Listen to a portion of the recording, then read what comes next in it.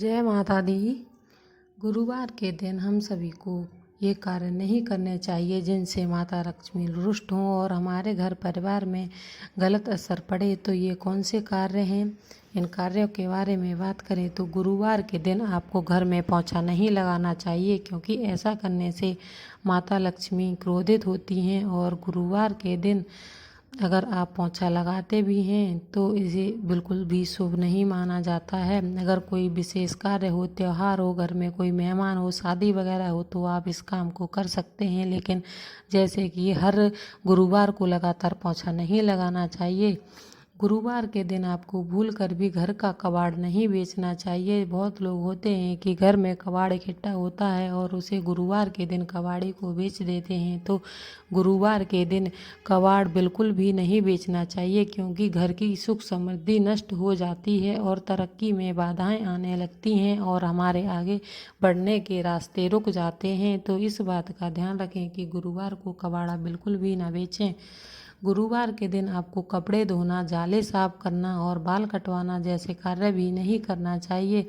ऐसे कार्य करने से घर के परिवार में जो सदस्य हैं उनकी सेहत और उनकी जो बच्चे हैं उनकी पढ़ाई पर बुरा असर पड़ता है। तो गुरुवार से संबंधित अगर आप नियम का उपाय करते हैं तो जीवन में खुशहाली ज़रूर आएगी। तो गुरुवार को बिल्कुल भी बाल नहीं कटवाना चाहिए।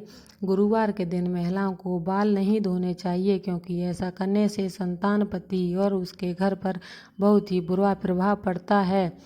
गुरुवार को छोड़कर आप किसी भी दिन इन कार्यों को कर सकते हैं। गुरुवार के दिन भगवान विष्णु की पूजा में सरसों का तेल या तिल के तेल का प्रयोग बिल्कुल भी नहीं करना चाहिए। भगवान विष्णु की पूजा में हमेशा देसी घी का ही प्रयोग किया जाता है। कभी भी भूल से सरसों का तेल या तिल के तेल का प्रयोग ना करें।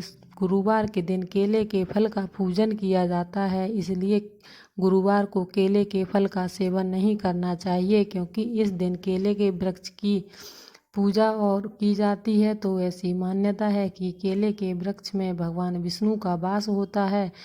गुरुवार के दिन पीले रंग के वस्त्र और पीले रंग का भोजन करना चाहिए और पीले रंग का ही आप किसी को प्रसाद भी वितरण कर सकते हैं।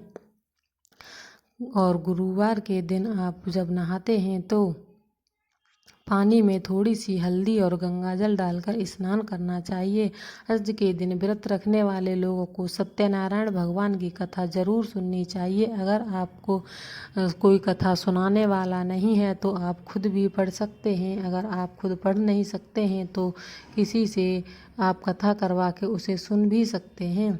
गुरुवार के दिन पूजा पाठ का सामान, आँखों से जुड़ी हुई वस्तुएं और धारदार वस्तुएं जैसे चाकू, कैंची इत्यादि कभी भी नहीं खरीदने चाहिए। ये एक नकारात्मक ऊर्जा के कार्य माने जाते हैं। गुरुवार के दिन धन का लेन देन करने से बचना चाहिए। गुरुवार के दिन आप किसी को ना तो धन दें और ना ही किसी से धन लेना चाहिए। गुरुवार के दिन खास करके ना तो किसी से उधार पैसा लें और ना ही किसी को अपना पैसा देना चाहिए।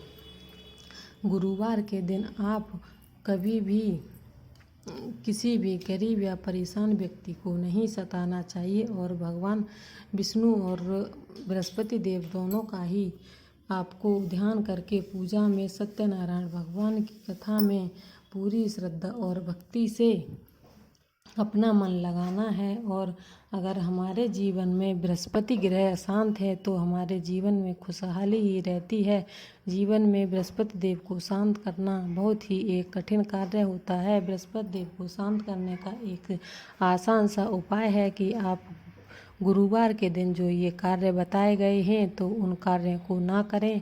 इससे आपके जीवन में खुशहाली आएगी, क्योंकि गुरुवार का दिन भगवान विष्णु और सत्यनारायण के साथ साथ अपने जो हमारे ग्रह होते हैं कुंडली में, उन कुंडली में बृहस्पति देव को भी शांति प्रदान देते हैं। और जब बृहस्पति देव कुंडली में अच्छे स्थान पर होते हैं तो फिर हमारे जीवन को कोई भी नहीं रोक सकता। खुशियाँ ही खुशियाँ रहती हैं और आगे बढ़ने में बहुत ही तरक्की होती है।